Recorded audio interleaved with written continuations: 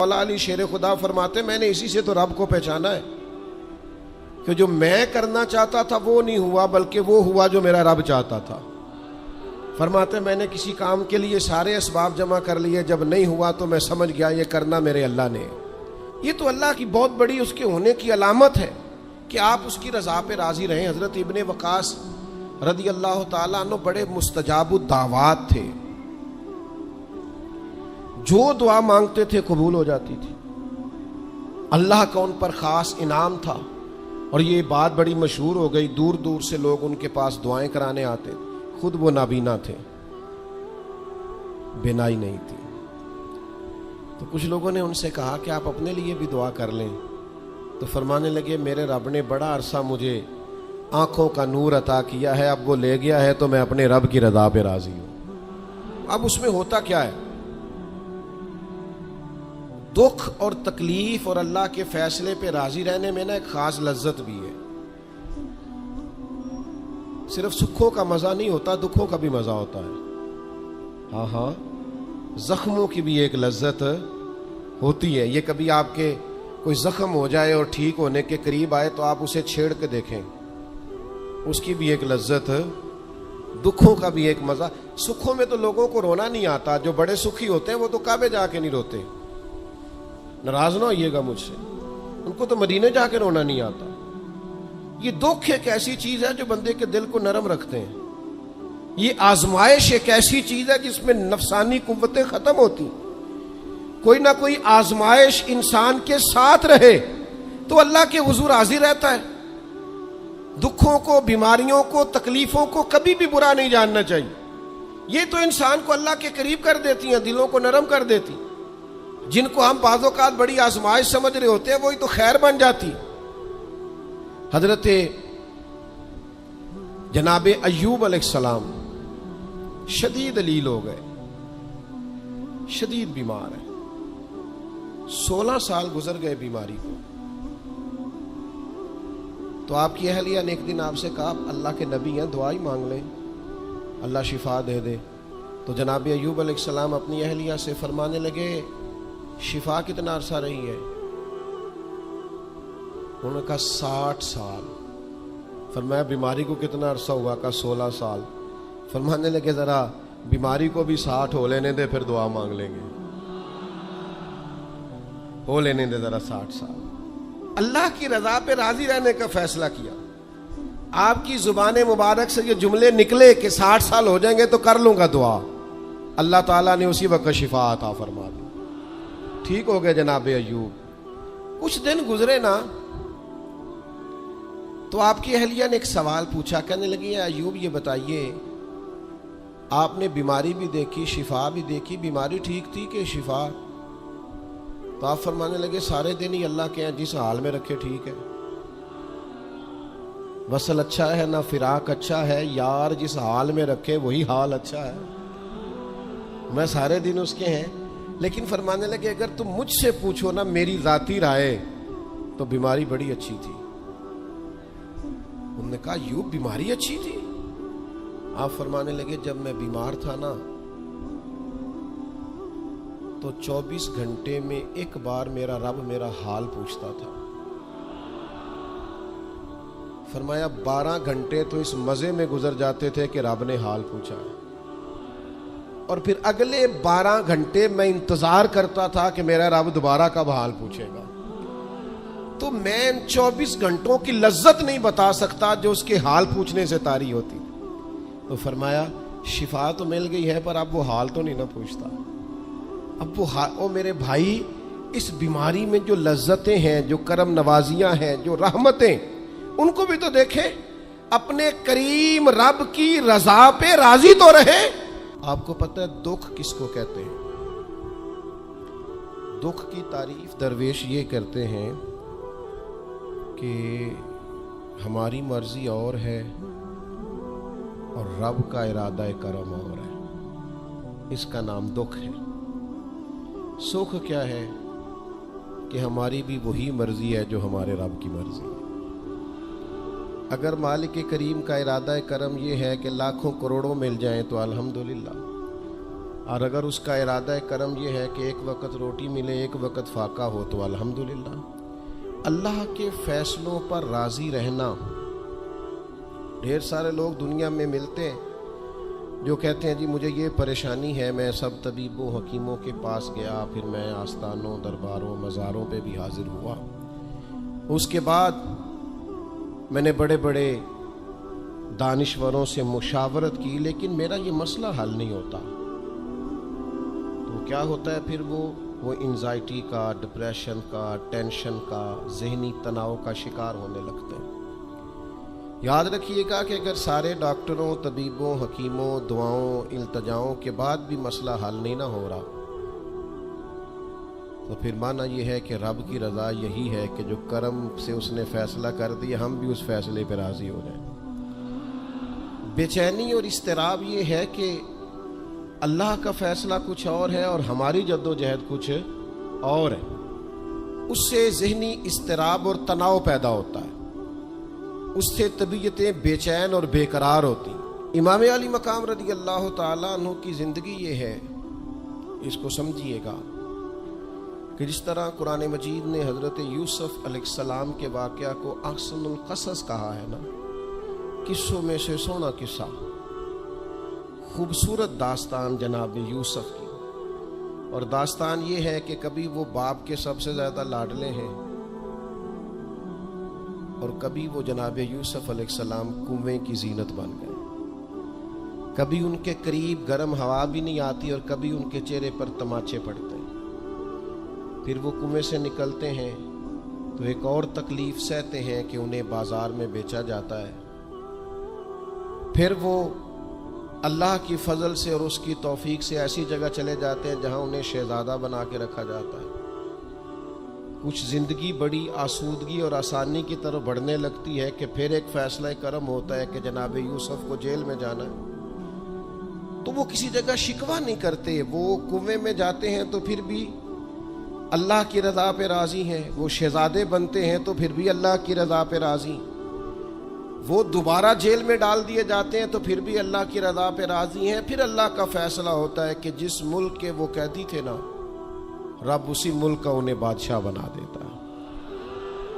یہ انسانی زندگی کا ایک دستور ہے کہ آپ کو دکھ بھی آئیں گے، سکھ بھی آئیں گے، آزمائشیں بھی آئیں گی، تکلیفیں بھی آئیں گی، لیکن سکھوں کا معاملہ تو ہم بڑے لطف کے ساتھ اور ذائقے کے ساتھ گزارتے ہیں، دکھوں کی باری آتی ہے تو شدید اضطراب کا شکار ہو جاتے ہیں۔ بالکل یہی زندگی جناب امام حسین رضی اللہ تعالیٰ عنہ، آپ کبھی خوبصورت پہلوؤں پر غور کریں نا کہ امام علی مقام وہ ہیں کہ کبھی وہ سجدے کی حالت میں نانا کے کندھوں پہ ہیں اور کبھی حضور گلی سے گزر رہے ہیں تو حسنین نانا کے کندھوں پہ ہیں۔ کبھی کیفیت یہ ہے جناب امام علی مقام رضی اللہ تعالیٰ عنہ کی کہ وہ اپنی والدہ کے مقدس کاشانہ نور میں خاتون جنت کی گود میں کھیل رہے ہیں، کبھی مولا علی شیر خدا رضی اللہ تعالیٰ عنہ کی مقدس باہوں میں جھول رہے ہیں۔ یہ سارے نظارے انہوں نے دیکھے، لیکن پھر وہی حسین ابن علی تھے جنہوں نے کربلا کا خشک میدان بھی دیکھا، جنہوں نے وہ چٹیل پہاڑ بھی دیکھے، حق کے رستے میں اپنی اولاد کا قربان ہونا بھی دیکھا۔ کسی جگہ شکوہ نہیں کرتے، بلکہ وہ کہتے ہیں جس حال میں میرا رب رکھے میں اسی حال میں راضی ہوں۔ ہمارے ہاں یہ ہوتا ہے کہ ہم سکھوں کو تو یاد ہی نہیں رکھتے، ہمیں صرف تکلیفیں یاد رہتی ہیں، صرف آزمائشوں کو یاد رکھتے ہیں، مثبت پہلوؤں کو نہیں سوچتے۔ کوئی بھی کام آپ ہوتا ہوا دیکھ لیں گھر میں، خاندان میں، قبیلے میں، تو اس کے جو خوبصورت، معنی خیز، پروقار، اچھے پہلو، ان پر غور نہیں کریں گے۔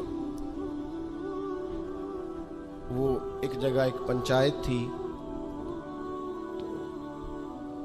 وہاں کسی خاتون نے شکوہ کیا کہ میرے خاوند نے مجھے یہ تکلیف دی ہے، یہ آزمائش میں مجھے مبتلا کیا ہے، یہاں یہاں سخت سست کہا ہے۔ تو ایک دانشور بزرگ بیٹھے تھے، تو لوگ کہتے ہیں کہ ان بزرگوں نے کہا بیٹا شادی کو کتنا عرصہ بیت گیا؟ تو اس نے کہا میری شادی کو 18 سال ہو گئے۔ تو اس نے کہا یہ جو تم لڑائی، فساد، جھگڑا، دنگا، پریشانی بتا رہی ہو یہ تو ایک دن کا ہے، باقی 18 سالوں کے بھی بات بتاؤ نا۔ تم نے ایک دن کا جھگڑا تو یاد رکھا اور اس ایک دن کے جھگڑے کے نتیجے میں آنے والی تکلیف کو بھی تم نے یاد رکھا، لیکن وہ جو 18 سال تمہارے اپنے شوہر کے ساتھ سکھی گزر گئے ان کا بھی تو تذکرہ کرو۔ تو کچھ دیر کی خاموشی کے بعد اللہ نے اس خاتون کے دل میں ٹھنڈک پیدا کی اور وہ کہنے لگی میرے شکوے دور ہو گئے ہیں، اب میں انشاءاللہ کوشش کروں گی کبھی دوبارہ اپنے شوہر کی شکایت نہ کروں۔ اب بات کو سمجھیں، ہم اپنی زندگی کی صرف شکایتیں یعنی دکھ ہی ہیں صرف زندگی میں، وہ دعا کر دیں جی میرے گھٹنے میں درد ہے، باقی جسم ٹھیک ہے نا ماشاءاللہ سارا، اس کا شکر بھی ساتھ ادا کریں۔ دعا کریں جی آج کل کاروبار نہیں چل رہا تو اس سے پہلے ساری زندگی ٹھیک چلتا رہا ہے نا، اس کا شکر بھی ادا کر لیں۔ قرآن مجید فرقان حمید ارشاد فرماتا ہے اللہ کے بندوں کی شان یہ ہے کہ رضی اللہ عنہم ورضوا عنہ، یہ بڑا خاص پہلو ہے۔ اللہ فرماتا ہے کہ اللہ ان سے راضی ہے اور وہ بھی اپنے اللہ سے راضی ہے۔ اللہ نے انہیں جس حال میں رکھا ہے وہ بھی اللہ سے راضی ہیں۔ ذالک الفوز العظیم، اللہ فرماتا ہے یہ بڑی کامیابی ہے، اللہ بھی ان سے راضی ہے اور وہ بھی اللہ سے راضی ہیں۔ امام غزالی رحمت اللہ تعالی علیہ سے کسی نے پوچھا یہ بندے کا اللہ سے راضی ہونے کا کیا مطلب ہے؟ تو امام صاحب فرمانے لگے رب تو کریم ہی بڑا ہے، یتیم کے سر پہ ہاتھ پھیر دو راضی ہو جاتا ہے، وہ طوائف کتے کو پانی پلا دے تو مالک راضی ہو جاتا ہے، وہ تو مہربانی بڑا ہے، تم نے رو کے 2 آنسو بہا دیے وہ راضی ہو جاتا ہے۔ فرماتے بندے کا مسئلہ ہے، مسئلہ تو بندے کا ہے، یہ راضی ہوتا ہی نہیں، یہ ہر وقت شکوے کرتا ہے، ہر وقت شکایات کرتا ہے، ہر وقت اس کا ذہن الجھا رہتا ہے، ہر وقت کوئی نہ کوئی نئی چیز کا مطالبہ کرتا ہے۔ نبی رحمت نور مجسم شفیع معظم صلی اللہ تعالی علیہ وسلم ارشاد فرماتے ہیں تم نہ اللہ کے دیے ہوئے تھوڑے رزق سے راضی ہو جاؤ، وہ بھی تمہاری تھوڑی عبادت سے راضی ہو جائے گا۔ لیکن ہمارا حال یہ ہے کہ ہمیں سب کچھ چاہیے اور نتیجے میں اگر کوئی خدمت کرنی پڑے، کوئی ڈیوٹی کرنی پڑے، کوئی کام کرنا پڑے تو اس کے لیے ہم تیار نہیں ہوتے۔ عزیز بھائیوں سمجھیے گا، غور فرمائیے گا، توجہ کیجیے گا اس بات پر کہ ہمیں ہر حال میں اپنے رب سے راضی رہنا۔ آزمائش آ جاتی ہے، دکھ آ جاتے ہیں، محنت پوری کریں، جدوجہد پوری کریں، جو کام آپ کرنے جا رہے ہیں اس کے لیے جتنے ضروری اسباب ہیں وہ جمع سارے کریں، لیکن نتیجہ اللہ پہ چھوڑ دیں، رزلٹ اپنی مرضی کا نہ مانگیں۔ یہ عقیدہ توحید یہ ہے کہ نتیجہ جو رب ہمارے لیے نکالے وہ نتیجہ ہمیں قبول ہونا چاہیے۔ درویش نے ایک جملے میں بات ختم کر دی، وہ کہتے ہیں دکھ قبول محمد بخشا، بس راضی رہن پیارے۔ اگر پیارے راضی ہیں دکھ دینے میں تو پھر ہمیں یہ دکھ قبول ہے اور کئی دفعہ قبول ہے۔ تو اپنی طبیعت کے اندر یہ مقام تسلیم و رضا لائیں، ہر وقت اپنے رب سے راضی رہے۔ صحیح مسلم شریف میں حضرت عمر فاروق رضی اللہ تعالیٰ عنہ کا ایک جملہ بڑا خوبصورت ہے اور حضور اس کو سن کے بڑے راضی ہوئے، صحیح مسلم میں موجود ہے۔ حضرت عمر نے ایک موقع پر جب سرور کائنات علیہ السلام کو تھوڑا ناراض دیکھا، حضور کے چہرے پر کچھ آثار ناراضگی دیکھے، تو جناب عمر نے ایک جملہ کہا تھا جو بڑا حسین ہے اور کتب احادیث میں چمکتا ہے۔ حضرت عمر نے وہ بات کہی تو حضور کی ناراضگی خوشی میں بدل گئی۔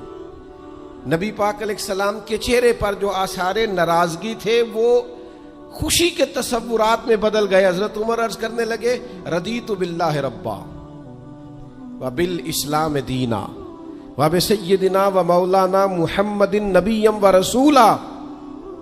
حضرت عمر نے حضور کو ناراض دیکھا تو کہنے لگے یا رسول اللہ، ہم اللہ کے رب ہونے پہ راضی ہیں، اسلام کے دین ہونے پہ راضی ہیں، اور اللہ نے آپ کو ہمارا نبی اور رسول بنایا، ہم اس بات پر بڑے راضی ہیں۔ ہم راضی ہیں کہ اللہ ہمارا رب ہے، اسلام ہمارا دین ہے، اور محمد صلی اللہ علیہ وسلم ہمارے نبی اور رسول ہیں، بڑے راضی ہیں۔ بس یہ رضا والا جملہ کہا تو اللہ کے رسول خوش ہو گئے۔ تو اللہ سے راضی رہیں، آپ کے تصورات میں شکوے پیدا نہ ہو، شکایتیں نہ ہو، الجھے نہیں۔ اور بہت سارے لوگ ایسے جن کا خیال ہے میری بڑی شان ہے تو میرے اوپر مشکلات کیوں آتی ہیں۔ دوست اکثر کہتے ہیں جی میں صدقہ بھی دیتا ہوں، نمازیں بھی پڑھتا ہوں، دل کسی کا نہ دکھے اس کے لیے بھی پوری کوشش کرتا ہوں. میرا زندگی کا مزاج یہ ہے کہ میں کوشش کرتا ہوں کہ کسی کو میرے لہجے سے، انداز سے، اٹھنے بیٹھنے سے اذیت نہ پہنچے، لیکن پھر بھی مجھے مصائب آتے ہیں. ہم انہیں کہتے ہیں آپ عبادت کریں، مہربانی فرمائیں، تجارت تو نہ کریں. آپ کی رائے یہ ہے کہ میں نے صدقہ دے دیا، مصیبت کوئی نہ آئے، میں نے نماز پڑھ لی، مشقت کوئی نہ آئے. تو قانون قدرت یہ ہے کہ حضور علیہ الصلوۃ والسلام فرماتے ہیں سب سے زیادہ تکلیفیں آتی انبیاء پہ ہیں، اور حضور فرماتے ہیں میں اللہ کا لاڈلا محبوب ہوں، میرے اوپر سب سے زیادہ تکلیفیں آئیں. یہ آپ اللہ کی رضا پہ راضی رہ کے تو دیکھیں، آپ کے مزاج میں کمال بردباری پیدا ہو جائے، ایک ٹھہراؤ آئے. یہ دوست انتظامات کر رہے ہوتے ہیں نا، پروگراموں کے، اجتماعات کے، محافل کے، تو میں ایک ہی بات سب سے کرتا ہوں، میں کہتا ہوں آپ نے نا بردبار رہنا ہے.